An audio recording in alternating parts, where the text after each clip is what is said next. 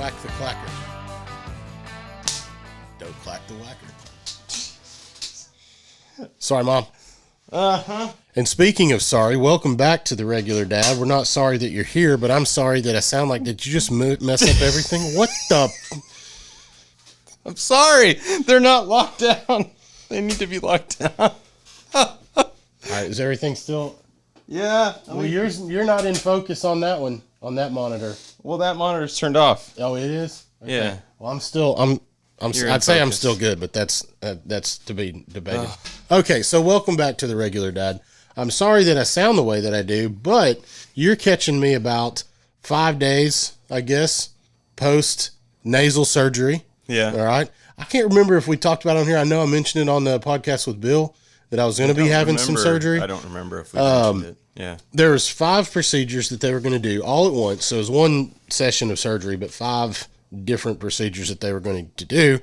And because I didn't quit taking Afrin so that I can breathe, all my blood vessels or whatnot were hyperreactive. So when they went to slice me open, I bled like a stuck pig. And my surgeon was like, okay, button him back up, boys. So that was basically what it was. They got 1 out of 5 things done. I get to go back in another 2 or 3 weeks and hopefully fix some of the rest of this. The good thing is that what they did do while they were in there has made substantial improvements in my ability to breathe. Not the way that I sound and certainly not the way that I look, but it's an improvement. It's a step in the right direction. Is this considered plastic surgery? Ooh, gosh, that would be cool if it was. I don't think so, though. Okay. Because they didn't change the shape of anything, like on the outside. Right. So it's a septoplasty. They're working on my septum, not a full rhinoplasty. It's got plasty in the name, though. Right. Oh, jeez. Okay. Now you're bumping things. Well, I'm under I got the your influence. microphone closer to you. Man, and I really appreciate that. This is a stellar setup. You allowed for me to walk in here and plug in a couple of things, and now we're recording. You went above and beyond. So. Wow. Thank you. I was up at 5 this morning. Okay, well, I was up at 5, but I was rinsing my nose out and other things that people probably don't want to hear about. Don't want to hear about that. Okay. But, all right, so social media profiles, just to point out a couple of ones that I've just found, I just really enjoy watching. Hey, did you see the Justa Jackson thing? I think it was our Facebook page. He said, "Oh, this is cool." Oh, did they? They did, yeah. Whoops. Sorry. I sent our short to them. I think it's to his mother who manages the profile. Yeah. And so I sent it to them and I said, hey, I just want you to know we're out here cheering y'all on. Yeah. So, but then I was inundated with the medication. Surgical. Yeah. Yeah. I saw it pop up and I was like, So, I don't even know. I think it was on Facebook. It might have been Instagram. I can't remember. Okay. Yeah. Well, cool deal. Well, we'll. It's such a regular dad thing to not know how to run social media. Right. Isn't that the irony? Yeah. Anyways. Yeah. So I want y'all to check out The Adventures of Don and John. No, I think they're predominantly on Facebook. But that is 2 older gentlemen, and they actually live fairly close to here. Alexa's talking to us. Is she mad? I forgot to unlock Well, it's okay. I mean, she can join in if she wants to contribute to the conversation. She obviously is jealous of us. Okay. Absolutely. She's going to talk one more time. Okay. She's all right. There's all right. Here on this episode of Space Dad. Good gracious. Okay. Anyways. So The Adventures of Don and John. These guys are in their, I'm going to tell you, they're in their mid to upper 80s. Neither one of them are in great health, but they're great friends. That's and they go fishing as often as they can. Yeah. And they have, it's going to be one of their kids or grandkids that will film them and kind of tag along and just kind of post some of that stuff. But it's just good. It's just good content because there's so much stuff out there that just, is like heavy and it's just, I mean, you get buried in it, but this is something that's uplifting, and it's like, man, just seeing a couple old guys, right, enjoy and make the most of their life. It's no secret of the fact that they don't have infinite years left, but they're going to make the most of it while they can and enjoy what they have. So there's a kind of an inspirational undertone in that, and like, oh, I could be down and feeling sorry for myself with this nose thing, which I have. I'm no saint, but but these guys are like, all right, I feel good enough to get out of bed today. Yeah. So I'm gonna go fishing. And so that's cool. So cool stuff with them. So check them out. And probably most people have seen this one, but it's just, it makes me really appreciate the times that I had with my dad. And I think if he were still around, I would probably try to drag him into something like this. But the profile is called It's the McFarlands. And so that is a father, and I think it's 2 sons. There might be 3, but at least 2 sons. And their dad is like, they've got him as the all-American dad. He's got the New Balance with the white tube socks, and always got that T-shirt tucked into the khaki shorts and whatnot. Yeah. But the dad, you instantly love him because he's like everybody's dad. Yeah. Right? So just kind of like Pop Watch was everybody's granddad. Yeah. It's the McFarlands is it's everybody's dad. Awesome. And it's just great content. Nothing controversial, nothing political, nothing immoral, just fun, good, good stuff. So check out those things, The Adventures of Don and John, and It's the McFarlands. So, Jimmy, last time that we were recording, your wife, y'all had a fight. Yes. Why do we have to... No, y'all. That's fine. Well, I can't remember. I think we had. Oh well, no, I said that. So I said that, and I was like, yes, I think we had. Because she had fired off several topics. What is forgiveness? Yeah. What does an apology look like?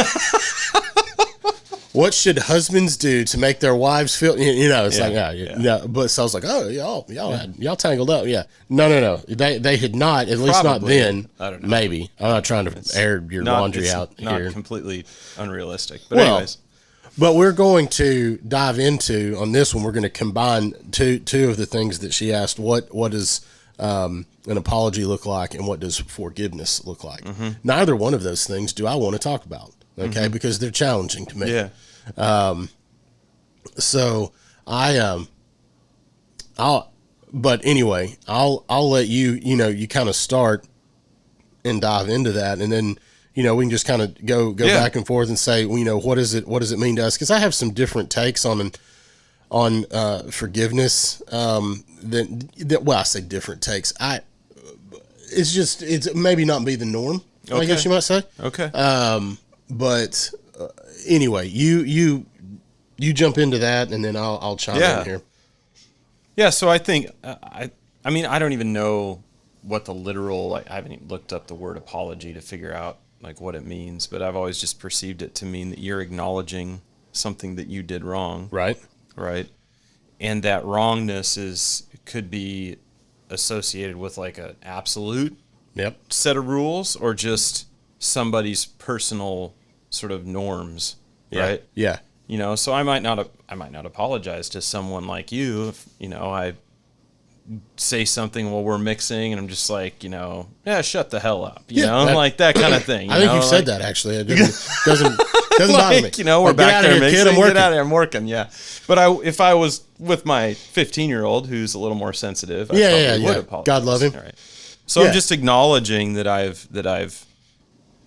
think there's the potential for hurt or offense. Right. Yeah. Okay. So that's what I think. I kind of think what an apology is, like a quick, pithy summary. Pithy, Mom. So easy. PITH. That's right. Anyway. She does not like the other word. Pissy? Yeah. Sorry, Mom. Yeah. Sorry. Yeah. That's an. Yeah. That makes the Sharon's skin crawl. Oh yeah, there. Yeah, okay. It is. Yeah. So I won't say it again. Well, it doesn't. I might find myself apologizing. Right. She didn't. Crap is my clean favorite word. Yeah. The more spicy version is my true favorite word. She probably doesn't like that word either. No, but that was how she cussed when I was a kid.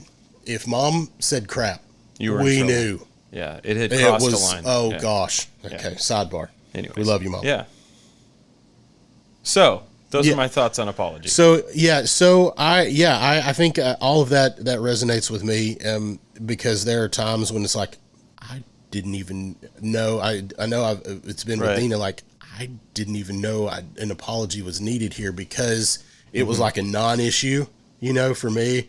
You didn't really know, Right. what was going on, but I was like, hey, but that's a way to reconnect, because when something happens that offers some type of disconnect, we can go on and move down the road or whatnot. But an apology, it kind of does two things. One, it shortens that timeline of reconnection, but it also just kind of undergirds in the mind of the other person that, hey, I truly, value what we have. That's relationally. Good. Yeah, there's like an intrinsic, an intrinsic component of I value, even if I didn't feel like what I did was necessarily wrong. Right.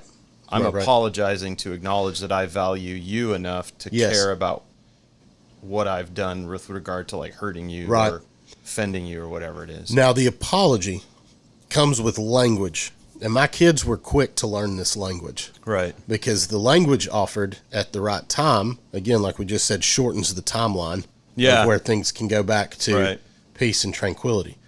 But Banks would jump in there. He'd do something. Oh, sorry. Yeah. And you're not sorry. You don't want to get, you don't want to get in trouble. You don't want to have to face this reality. You want it to, I think, you want it to go away. I think kids with dads who tend to be more, I guess, firm. Right. Like I yell at my kids sometimes. Yeah. And this is something I'm actually learning that I need to improve on. Well, sure. My level of kindness. Yeah. But I think kids with dads like that, they learn that I'm sorry. Like, don't get mad, Dad. Don't get mad, Dad. Right, and that's not really. So, I don't know that that's necessarily a good thing on their side or our side. Yeah. The cause is not great, and the remedy, is not great. But they would do that with each other. Like, all right, y'all apologize to each other. Like Banks and Nev, they'd tangle up over something. Y'all make nice with one another and be like, oh, sorry. Yeah. Because they've said the words. Right. So clearly they mean it. Right. Except that is the last thing. They're just trying to trigger that their soul could possibly muster at this point is any sincerity. Yeah. At being genuinely sorry. Right. So sorry it's a heart condition. If you're saying it to mitigate or to squelch the environment, you're not seeking That's connection. Manipulation. Yeah. Yeah. And I've We're been guilty of that, for sure. Absolutely. Especially with our wives. Yes. Especially with your wife. Yeah. Because I know that I done popped off and I've said something. Sorry. And I'm sorry. Yeah. And I do the same thing.